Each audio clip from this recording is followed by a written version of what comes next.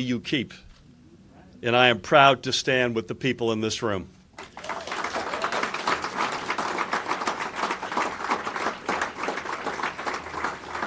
I'm proud to stand with Lieutenant Governor Sheila Oliver, whose commitment to fairness is without qualification. I'm proud to stand to her left with Treasurer Liz Moyo and her entire team, especially the folks at the Office of Management and Budget and the Office of Revenue and Economic Analysis, who have worked long days over the past months to help us build a better and more honest budget. I'm proud to stand with my extraordinary staff led by two extraordinary chiefs, George Helmy and Matt Platkin. I am proud to stand with organized labor, Ray. Proud to stand with proud progressives, grassroots and faith leaders, and the many other advocates here who represent a profound change in how New Jersey works, and most importantly, for whom it works. You have been some of the strongest, most passionate, and most dedicated leaders for honest change and real reform. But most of all, you have given voice to putting the needs of the people ahead of greed, ahead of the wealthy, and ahead of special interests. It is in that spirit that I ran for governor, to build a stronger and fairer state that works for every family, and to inspire the absolutely necessary shift where power and organization come from the bottom up.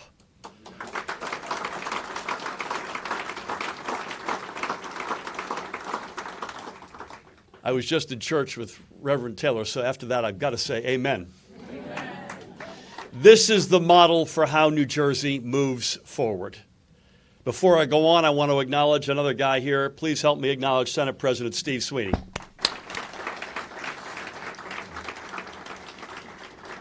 And in the last 18 months, we have come a long way.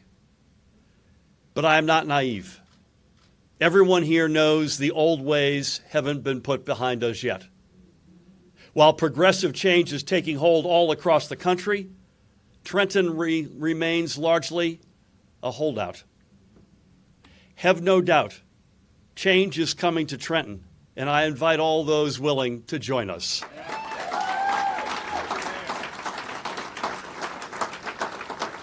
But for those stuck in the failed ways of the past, we're moving forward. Amen. So this budget makes progress, and at the same time, it also falls short. In a number of consequential ways, this budget is a victory for the values and vision we all share. Spending in this budget is, in fact, very close to that which I first proposed in March. It shares a great deal of the same middle-class priorities. It follows my lead on many important initiatives. This budget allows New Jersey to do many good and long overdue things, to make a historic investment in public education, to continue the progress of turning around NJ Transit and to continue making up for years of neglect, to provide more direct property tax relief for the middle class, to make health care in New Jersey more available and more affordable, despite the attacks from Washington. This budget builds on our commitment to a livable wage by supporting those who work with people with intellectual and developmental disabilities, and for hardworking and underpaid child care providers. It builds on our commitment to address our maternal and infant mortality crisis, especially among our communities of color, a righteous cause championed by our superb First Lady, Tammy Snyder Murphy, and by the Lieutenant Governor and by many others in our cabinet. The budget maintains the more than $1 billion in real and sustainable savings I outlined in my initial budget, including innovative public employee health care savings that our administration negotiated in good faith with our union brothers and sisters. Amen. And by the way, that $1 billion of savings, they remain the only real and sustainable savings in this budget. It follows my obligation to put our public employee pensions on firmer footing. Amen. And I will work with everyone willing to come to the table with ideas for lessening the property tax burden. But I will not negotiate away the retirement security or the health care of hundreds of thousands of middle-class New Jersey families, period.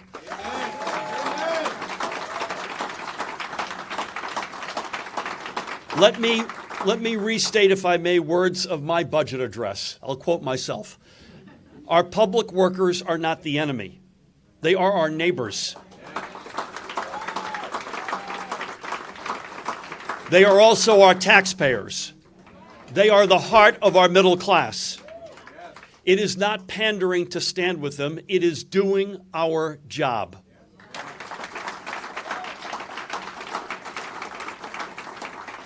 And those who attacked them did not get their way this year. This budget is another down payment on our commitment to the middle class and all those aspiring to get there.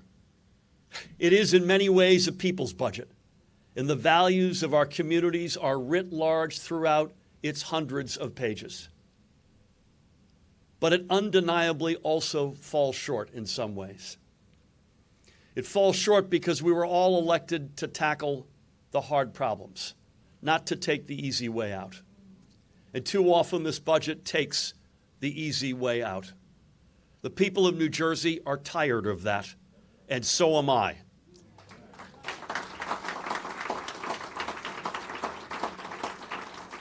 I say this humbly. I am standing here today because of that desire for change. I was elected because I offered a different vision for New Jersey, and because I don't owe the insiders anything.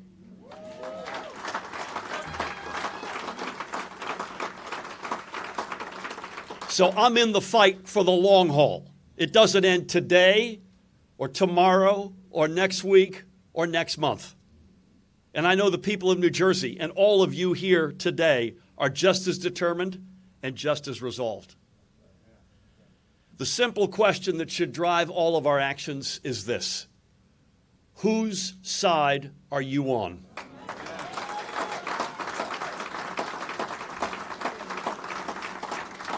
Everybody down here knows their answer to that question, and I know mine.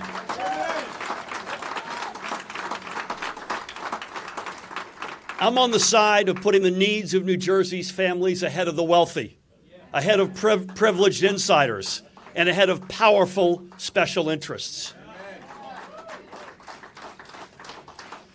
But the forces of business as usual are stubborn and strong.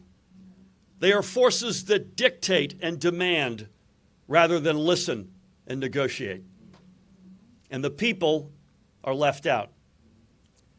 The proof of that is found in how this budget falls short on the issue of tax fairness. This is, by and large, by the way, the same legislature that voted 5 times for a millionaire's tax. 5 times. They backed up those votes with words like, and I'll quote from the past, "This is something we're not going away on." And another quote, "I don't believe in the middle class and the working poor being constantly the ones who have to bear the burden." And this year, with Trump's tax breaks for millionaires, conditions are even more favorable to finally put the millionaire's tax to work for all of New Jersey. Let's start with the obvious. Unlike my predecessor, I will sign a millionaire's tax.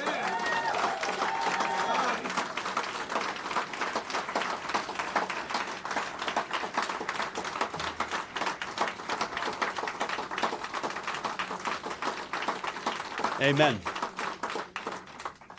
New Jersey today has more millionaires than ever, not fewer, and their numbers are growing. And by the way, we want more of them. In fact, we already have more millionaires per capita than any other state in the United States of America. And this modest tax, which is, by the way, barely 2 cents on every dollar of income over $1 million, will not push them out. In fact, as a result of the Trump tax cuts, those same wealthy people will, after a millionaire's tax and even after the loss of the SALT deduction, still come out way ahead. Our administration has estimated the millionaire's tax would generate more than $500 million annually. Easy, Barry. $500 million that would be a recurring, reliable source of revenue to invest in property tax relief, public school funding, and municipal aid. $500 million that would strengthen New Jersey against any coming economic downturn. $500 million that would not come out of the pockets of the people already squeezed in our state, the middle class, and like I was growing up, those striving and looking up someday hoping to get there. Yet the facts and history were left on the vine, and the voices of the vast majority of New Jerseyans who support a millionaire's tax, by the way, on both sides of the aisle, were left in the ether. Instead, the budget that I was sent protects 19,000 millionaires and leaves the other almost 9 million residents to pick up the tab. The legislative leaders refused to give it a fair hearing and refused to put it up for a vote just to deny the people of New Jersey a clear tally of who stands with them and who stands against them. And so I ask you again, whose side are you on?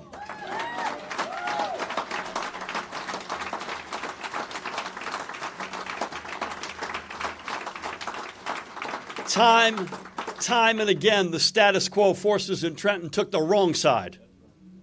And for all its good, the budget the legislature sent me still protects opioid manufacturers instead of those suffering with addiction. It still protects big businesses who push their employees onto Medicaid and push the financial burden for their health care onto our shoulders. And it even still sides with the gun lobby over a common sense effort to raise handgun fees for the first time since 1966, over a half a century. These are the revenues that would have allowed us to do more, to tell our community college students that they matter, or to free up more funding for pre-K. These are the bad old habits that temper a lot of the good progress in this budget. They are the habits that jeopardize the future of the good investments this budget will make in the upcoming year.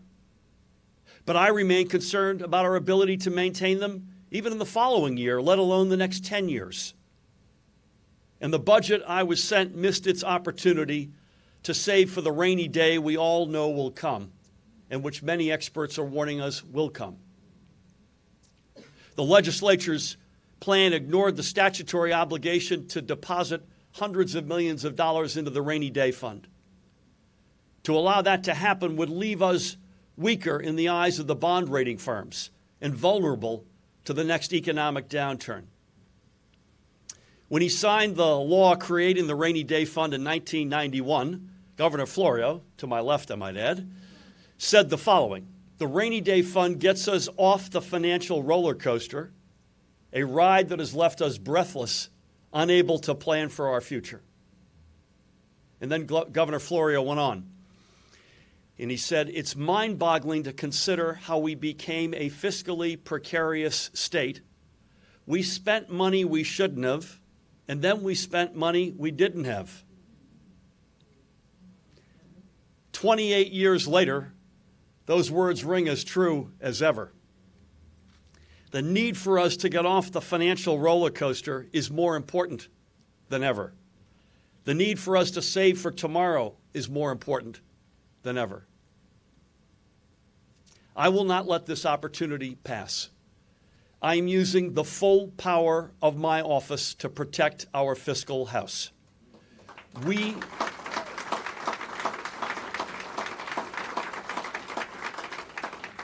we will make a more than $400 million deposit into the rainy day fund.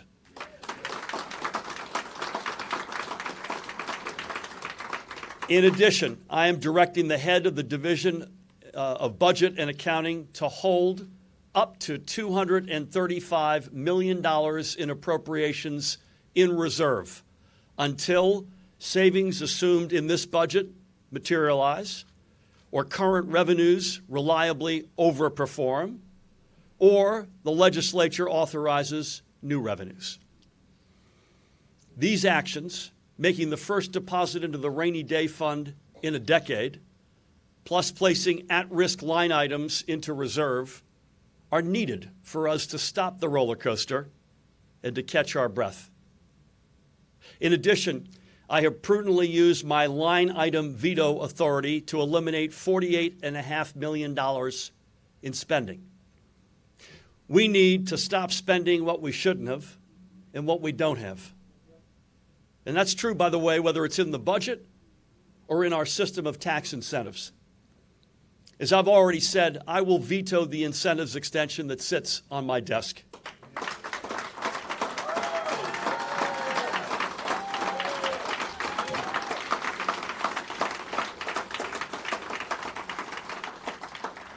Sounds like a popular decision, just catching this room. I will not renew a program that drains the funds this budget needs to more directly invest in the people it will work so hard to support, and which, by the way, has not moved the needle on economic growth and job creation in our state. When you finish 42, 47, and 9 out of 50, you're not in the playoffs, never mind champs. And I do not take lightly the prospect of New Jersey going for any period of time without an incentive program. But the expiring programs are so flawed that this actually is the better alternative than continuing a broken and rigged status quo.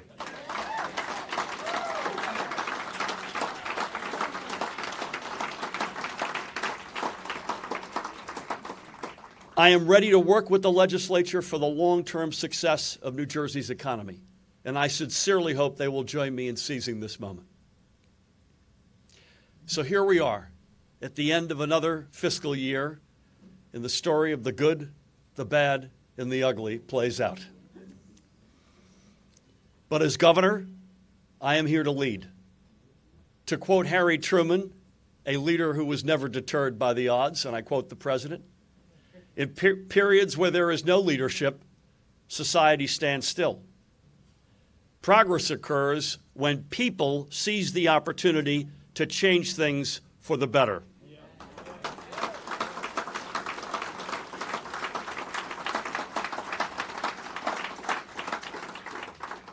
Boy, do those words still ring true, eh? That means making difficult choices. It means keeping our eyes on the prize, even as the forces of business as usual seek to needlessly divide us. So to be clear, the legislature and I strongly agree on many essential investments in New Jersey's families, and this budget will make those investments. But we also strongly disagree on who should fund them. As fundamental as that disagreement is, it is not reason enough to walk away from this budget. It is not a reason to shut down state government. It is a reason to continue the fight.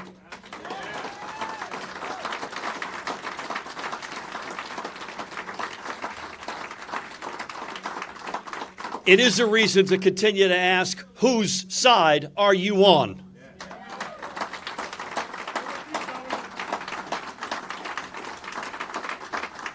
New Jersey is not a state of quitters. We keep going no matter the odds. I have signed this budget, but not without deep changes, not without setting funds aside for our future, and not without ensuring that it all adds up. So where some in the legislature use magic math, I've used my full legal authority, including my veto pen. And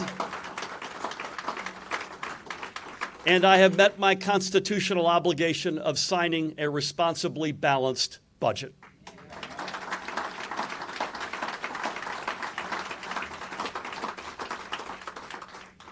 Despite all the ways this budget and the process that created it fell short, I remain an optimist. It's time to move past small thinking and dream big dreams. It's time to listen to the people of our great state, the people whose dreams this budget will support. I am resolved. We are resolved to make this a stronger and fairer state, a place where every family can succeed, a place where innovators and world-class businesses come to make their future, a place where people can stay to live their dreams and reap the benefits of their hard work.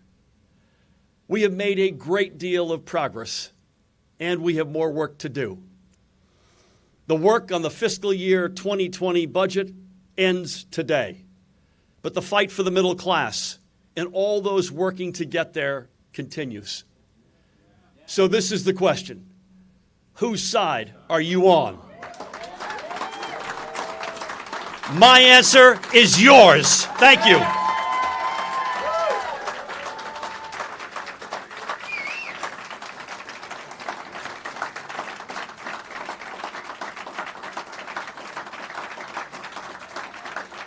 Thank you all. Thank you. Thank you, Sheila, Liz, Ed, thank you. Tammy, Gary, Brandon, thank you. Bless you. Bless you all. Aliana.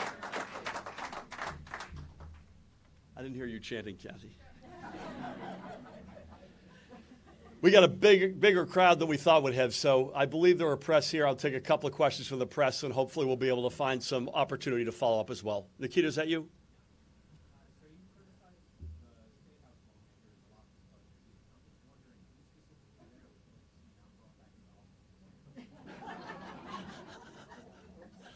I'm not sure I understood. Who specifically when I what?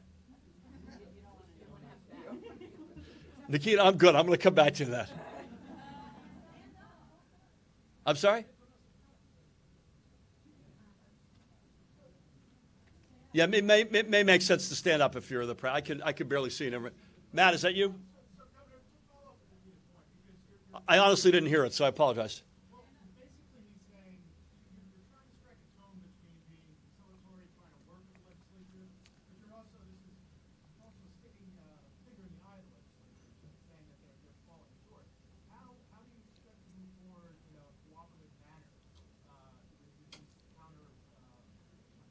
Listen, I'd say, Matt, too, and again, Nikita, I apologize because I literally couldn't hear you, but I want to reiterate something. We got high 90s of what we asked for this budget. Things that I think are huge blunders, including not funding sufficiently community colleges, the Community College Opportunity Grant. Anyone else join me in that? Yeah. Big mistake.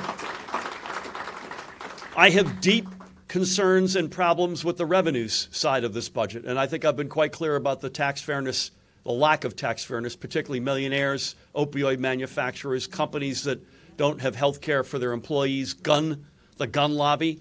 I think those statements can both hold. Those views can both hold. I would ask further. I continue to enter this as a person of goodwill, trying to find common ground. I promise you that. I think the bigger question we have to ask ourselves is this: whose side are you on? And are the folks who are elected representing the will of the people who elected them? And that, to me, is the fundamental question. And I wake up every morning doing everything I can to do just that. Michael, I have to defer to you. I can't see who else had their hand up back there, but Michael.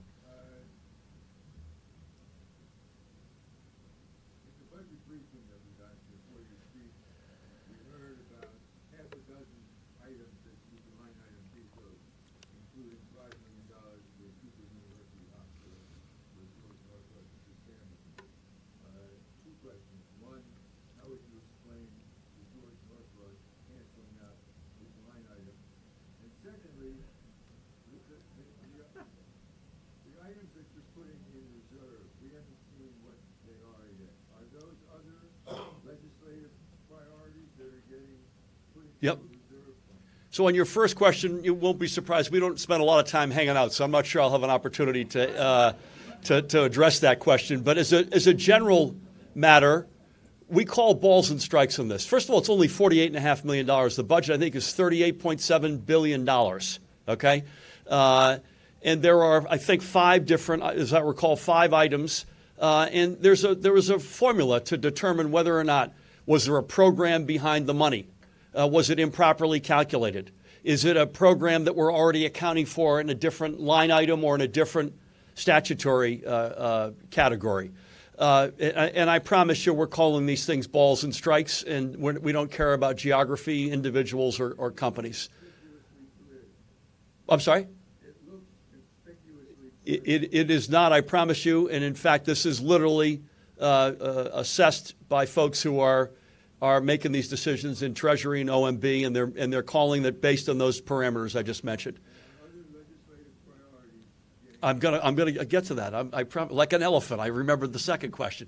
So, the items that will be held in reserve, again, a decision by the Treasury, Treasurer and OMB. You haven't asked this. My guess is we'll know sooner than later what that list looks like. But importantly, it is a list that will include, as I said, up to $235 million of programs, and it will include all shapes and sizes, including items that we have proposed. And importantly, unlike the list of line item vetoes where we can't find the program, we can't find the rationale, the math isn't right, it's being covered elsewhere, the overwhelming amount of the up to 235 are programs we like. So I want to build a basketball hoop in every driveway in the state, but at the end of the day, the buck stops with me. I've got to certify these revenues. I've got to make sure that we are within our means. So that list is a very different list. It's a list of things overwhelmingly we want to do, but I have to see either, as I mentioned in my remarks, that the expenses that have been presented actually turn out to be real, or secondly, our revenues come in ahead of expectation, or thirdly, the legislature present to us another new revenue source. It's subject to some combination of that. We will do our level best over time, and Liz and her team will oversee this to, assuming we get some combination of that, we'll try to free those resources up as best we can. Sir. Oh, it's David. I couldn't see you, man. The shadow of your smile. Wasn't that a song?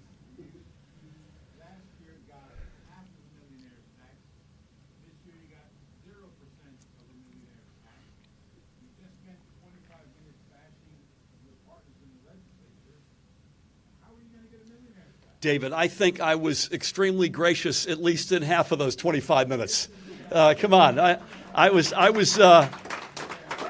listen, David, we got overwhelmingly what we wanted on the investment side. The tax fairness piece, we didn't get the way we wanted it. And let me just tell you, this ain't going to end today. I suspect I speak for everybody up front here with me. This fight goes on. We didn't get here just to get to June 30th and then stumble into July 1st and start this all over again. We're on a crusade, and some of those crusades took longer than a year and a half. I'm here to tell you.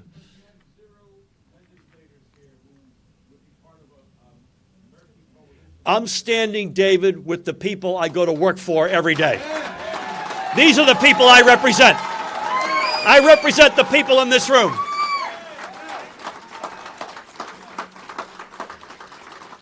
I can barely see you, but please.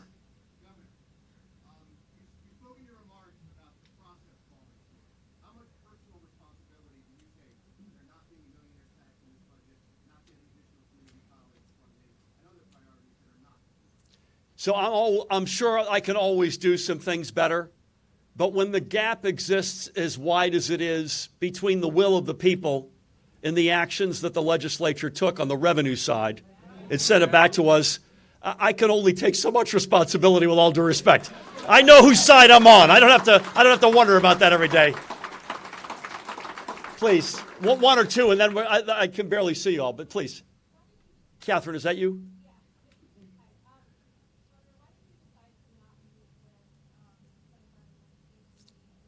So we presented this is not that complicated. We presented our budget on March 6th. We got back some sense of where the legislature was going, sort of in general terms, on June 14th. We got their budget on June 20th. That's 3.5 months of Liz and every one of her, including Sheila, every one of their colleagues, doing not one but multiple hearings, many, I don't know, countless, but many principal-to-principal meetings, team to team, staff to staff. They ultimately chose to exercise their constitutional responsibility on June 20th. It's June 30th. I'm the governor. I just exercised mine. Daniel.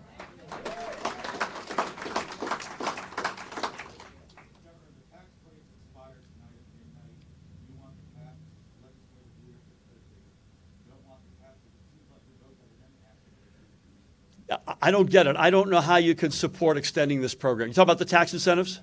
I don't get it. I literally don't get it. So even if they were run, even if the Boy Scouts and the Girl Scouts ran them, they finished 42nd, 47th, and 49th in wage growth, job growth, and poverty eradication. It's quite clear that there was some poor behavior in this. I don't know how you can extend that. I literally don't know how you can extend that. I was hoping up until today that we'd have a change of heart. But obviously we haven't, and we're going to have to figure out where we go from here. Before I come to you, Brett, all the way in the back, sir, I can't see.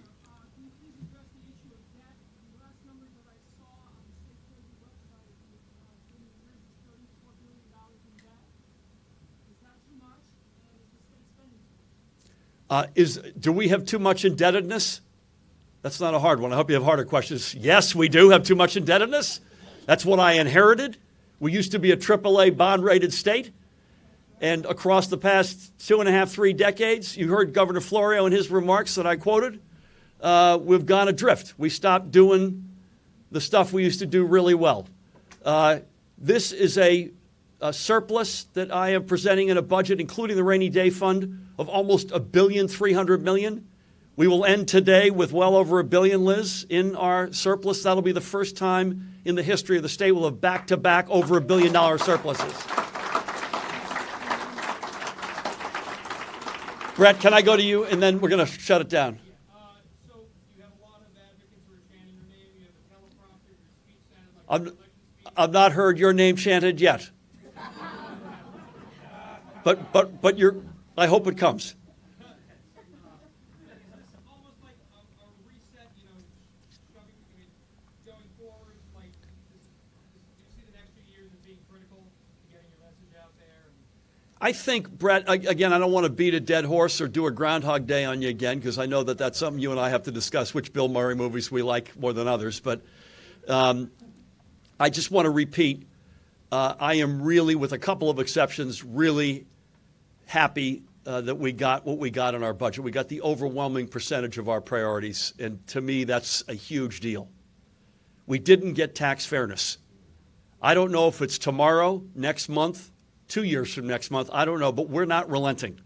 I'm not going away. Are we going away? We're not going away. And we're going to stay at it until we get it. I want to thank, again, the Lieutenant Governor, the Treasurer, our staff, the teams, First Lady. I want to thank the extraordinary advocates, brothers and sisters from organized labor, faith communities, proud progressives, the 9 million folks who call this great state their home. I wish everybody, we're open for business tomorrow. Let's remember that. Tomorrow we're open for business. I'll be back here, and I know you will be too. God bless you all. Thank you all. Happy 4th of July.